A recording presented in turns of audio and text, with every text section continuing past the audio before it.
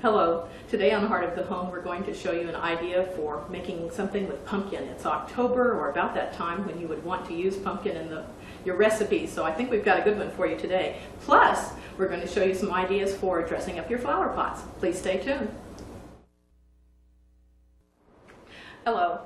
We're fortunate today to have Tammy Jimenez from the North Arkansas Regional Medical Center here, and she is the Director of the Clinical Nutrition Services. And Tammy, what are you going to prepare for us today? Well, thanks, Pam, for inviting me. I'm going to make a pumpkin chiffon torte today for us. And this is one of our special desserts that I make at home for my family. My children love to help make this, and this is one of the ways I found out that I could get them to eat some pumpkin. It is low fat, so for anyone out there who is watching their calories or need to watch their cholesterol, this would be an excellent recipe to use. What I'm going to do is, I'd like for you to heat the milk. Okay, I'll be happy to. This is a very quick recipe. This is one thing that I always look for when I'm trying to do some cooking. What the recipe calls for is, it has a ginger snap crust. You take 20 ginger snaps, and I've already made the crust for us today, but I put this in a food processor, and it does this very nicely. Tilt it up that way. Sure. And you mix 1 tablespoon of margarine in with the ginger snaps, and this is all it takes for the crust. And then you just pat it down. This crust is going to be very thin. Most people like a real thick crust, but this will be a very thin one because ginger going into the pumpkin, it blends in very nicely with flavor. So I'm going to set that aside, and when our milk gets done, what I'm going to do is blend in our thickening agent, and what we use is some unflavored gelatin. We need 2 packages of unflavored gelatin. The 0.25 ounces is what it will take, and as soon as the milk gets here, we will whisk that. Okay. There you go. All right, thank you. And I'm going to pour in the gelatin. Just plain old unflavored gelatin? Plain old unflavored gelatin. And the secret to making this a chiffon is that it will kind of whip up a little bit. So the more that you whip, you just stir this until it's well blended. See how it kind of gets kind of frothy there? Could you use an electric mixer? You could use one, but there's no need to. Oh, it really does get frothy. Yeah. You look like Julia Child. Oh, I go ahead, Julia. Watch out, Whiskey Julia. away there. Here I come. Okay. And also, it takes a ½ cup of sugar, and you stir that into your mixture of the milk and the gelatin. Do you use the extra fine granulated sugar or just the regular? I use Either just one? regular sugar, yes. And with this still being warm, it's going to dissolve the sugar, so you won't get that kind of grainy texture to it. Okay, I'm going to set that aside, and I'm going to pour in the pumpkin. The pumpkin is 1 can, 15½ ounce or 16 ounce can. Now you could go pick your pumpkin and cook it and strain it and do all that, but just going to the grocery store, getting a can of pumpkins, much easier. It comes in handy. Sure it does. So you pour in your pumpkins, and then you have some spices that are of cinnamon, ginger, and cloves. And you can pour those in at the same time. How much of those do you? It's a ½ teaspoon to a 1/4 teaspoon on the recipe. Of each of those. But I suppose you could change the seasoning just a little bit if you wanted to, if you liked it a little more zippy. You certainly can do that. And then you stir this just a little bit till it cools a little bit, and then we're going to add in whipped topping. I've made this fat-free, and I have chosen fat-free whipped topping, and you use 1 container of 16 ounces. So I have 2 8-ounce sizes here, so I'm going to use both that's of a those. lot. This is where we get our, Excuse me? Sure, our chiffon. Our melt-in-the-mouth type. Yes. Well, my family loves pumpkin. We eat pumpkin cookies, and we eat pumpkin casseroles. Sweet potatoes. Could you do this with sweet You potatoes? could do this with sweet potatoes, probably. Certainly could. As a matter of fact, I thought about experimenting with that, but I haven't made it to that point yet. I have tried substituting sweet potatoes for pumpkin in several recipes, and it works really well. It sure does. So see how this easy Oh, it is? looks You just whip it together. wonderful. And so it doesn't bake at all. There's no baking to it. Once you pour it into your pie crust filling here, that was a margarine that would go in there. Oh. I was wondering Since we've what already this made it. was. It's just that 1 teaspoon. And you just pour it into your crust. Now, for those who don't like ginger crust or might be allergic to ginger, you could use graham crackers, or you could use vanilla wafers, or you might want a chocolate crumb cookie crust. So any of that I understand that some places they actually have from chocolate crumbs in the store. You can buy them. I haven't seen them. Have you seen them? Yes, I have seen those. That's really handy, rather than buying those with the sandwich and scraping out the middle. You bet. But Now, I'll tell you, those blenders are just wonderful. do you serve food like this in the hospital? We actually have one on our recipe for our patients, on the patient menu. For what patients? Extra For special all patients? Our very extra special patients. We serve regular desserts to all of our patients, even who are diabetic, and we teach them how to carbohydrate count if they're able to do that. If not, we do it for them. But we want them to understand that yes, you can have sugar and eat it too, as long as it's within a reasonable size portion. Well, why do people always say that hospital food stinks? Well, there may be some merit to it, but for the most part, we think that that's a stigma. Okay. And we are very pleased with our food, and we think it is very good. And we spend a lot of time trying to make it real pretty, garnished. Well, I have been there and seen some that looks and smells really good. And do you have some of this prepared, finished, ready to go that we could maybe sample or look at? I do have one prepared for us. And Wow. this is... Now what about the chocolate? The chocolate. This is just regular Hershey chocolate that I sprinkled on.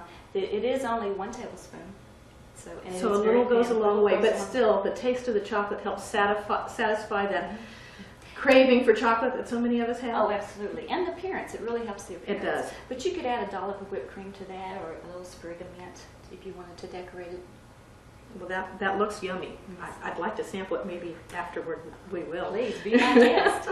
That looks great. Well, Tammy, thank you so much for being here with us today. We really appreciate it, and hopefully you will decide to come back and do more healthy dishes for us here on Heart of the Home. Oh, I'd love to. Thank you. Thank you. Hi, welcome back. We're going to talk about painting flower pots today and some of the ideas that you might want to have to sort of dress up your flower pots a little bit. You know, it's going to be winter before we know it, and you'll have to look at those old pots sitting around, and you might want to add a little color to them. So I'm going to try to give you some ideas for what to do today.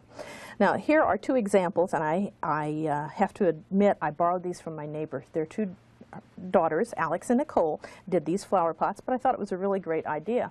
And in order to get this effect, what you do is pour your paint, and you can use an acrylic type paint like this, or you can buy paint in a quart or a pint and use it that way, or you can go cheaper and do this. Spread it into a shallow pie plate, and then dip your pot into one color and just sort of swirl it and then pick it up so that the paint drips down the side. And after it dries, then you can go into another color. You can see here that they used four different colors, and on this one also. And that gives you a pretty effect for your flowers, especially in a child's room too, where they like really bright colors. Now you'll notice that on these, the insides are not painted. On this type of a flower pot, the inside is painted. This one is much more fancy. And whenever you paint a flower pot like this, you need to paint the inside, because what you're doing is sealing this pot so that it no longer has the properties of a pottery or terracotta type pot. It will not absorb any moisture from the soil. It's going to be mostly just a decorative container. In fact, you could put another pot into that. So if you're going to paint on the outside and you want that to stay for any length of time, you have to finish the inside of the pot. So this one was painted first, I believe, all over with this terracotta color, and then the outside was painted with the green, and then the decorative pattern was painted on the front. Now this was done freehand, but you could also use a stencil and get the same type of effect. You could put a stencil on the front and stencil all the way around the band, and then it was antiqued and sealed after that. I think this one is very pretty. I use this at Christmas to put my poinsettias in. Here's another idea that's just quick and easy, and the inside is not finished. This will probably last for 2 or 3 years if it had a pot in it. It's not going to last forever, but it will last quite a while. And it's just painted with acrylic paint. Again, this type of acrylic paint, and then a very simple daisy pattern. And the daisy pattern you can use with the end of a brush, not this size brush, but this is the same idea. You simply dip your paintbrush into the paint, and holding it in this way at a 90-degree angle, press it down that way, and you get perfect little dots. The smaller the brush, the smaller the dots, obviously. And then with just brush strokes, you can make the daisy. It's very simple and easy to do. Then another idea is to sponge paint. This one is painted inside and outside, and I just used a simple sponge dipped into colored paint, And first I painted it base coat of white and then layered the yellow over the top of it with a sponge. I did the same thing with this one, but then after that I put green over the top of it, and I thought it came out with a pretty effect. I just liked that. Now something else that you can do is to use a product, it's called Royal Coat, and it's like doing decoupage on a flower pot. If you're going to do this, you need to paint the inside of the pot to have it sealed, because any moisture that came through from the inside would cause all of this to flake off. And I cut these out of seed catalogs. You know, all those seed catalogs that you get, and those flowers are so beautiful, I thought, well, that would be a good idea, and I wanted to try this product and see if it worked, so I just cut these out of seed catalogs. You can also use newspaper, like comics. You could use wrapping paper. There are some beautiful wrapping papers, and you could use that. And then this is fabric, obviously, that has gone on there. And I wanted to show you how you do that. And I'm using a plastic pot here. You can use this stuff on just about anything. It's really great. I was impressed with it once I found it. Getting the lid off is always fun. I think they like to get stuck on there. What you're going to do is just paint a thin coat onto the paper that you have cut out. I'm not much good with the scissors and cutting little bitty things. I don't have a whole lot of patience when it comes to doing things like that.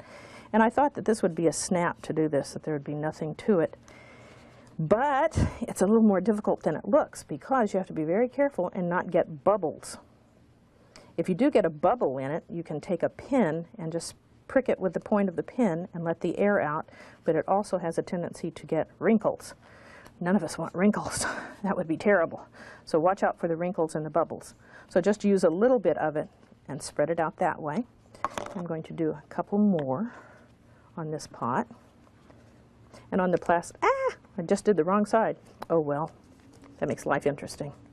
After it's all dried, you're going to paint more of this over the top of it anyway.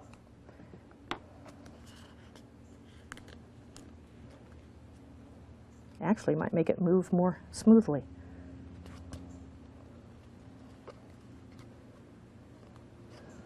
And then after this dries, I probably will cut more flowers out and put them in between, or I cut a little spade or a little trowel, whatever. You might put that in there, just whatever turns you on. You can do the same thing with fabric and put this on the flower pots. So I hope I've given you some ideas for something that you might like to dress up your flower pots. And if you have any comments and suggestions, as always, please write to us at Heart of the Home, care of Crew 6, Post Office Box 1287, Harrison, Arkansas. And thanks for watching. We appreciate it. Bye-bye.